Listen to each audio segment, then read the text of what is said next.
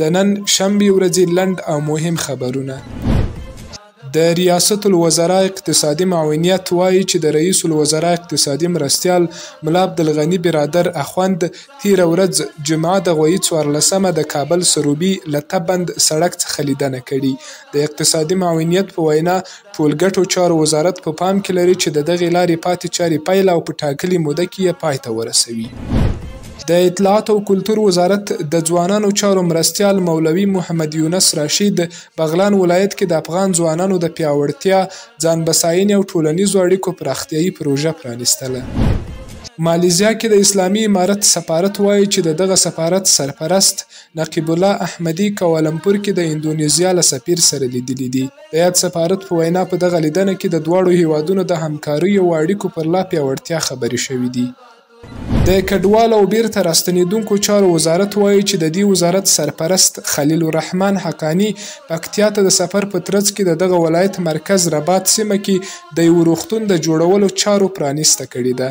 د یاد وزارت په وینا دغه روغتون به د 6 میاشتو په موده کې د 315,000 امریکایي ډالرو په لګښت جوړ شي.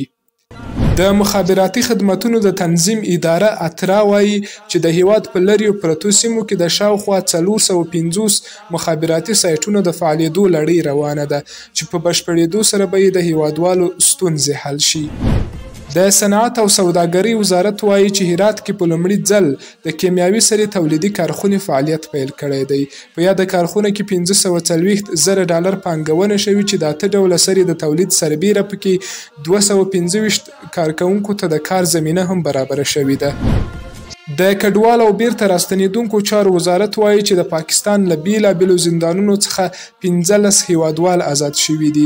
یاد وزارت زیاته کړې آزاد شوي افغانان د غویي میاشتې په 14مه نیټه هیواد ته راستانه شوي دي. د بلخ کډوالو چارو ریاست مسؤلین وایي چې له ایران او پاکستان څخه راستنه شویو 300 کورنیو سره د خوراکي توکو مرسته شوي.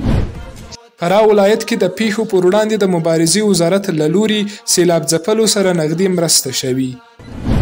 د مې 3مه د مطبوعاتو د ازادۍ نړیواله ورځ. د هیواد خبریالان وایي چې د پخوا په پرتله یې اوس اطلاعاتو ته لاسرسی چټک شوی، امنیت خوندي دی او ګڼو نورو برخو کې هم ستونزې راکمې شوي دي.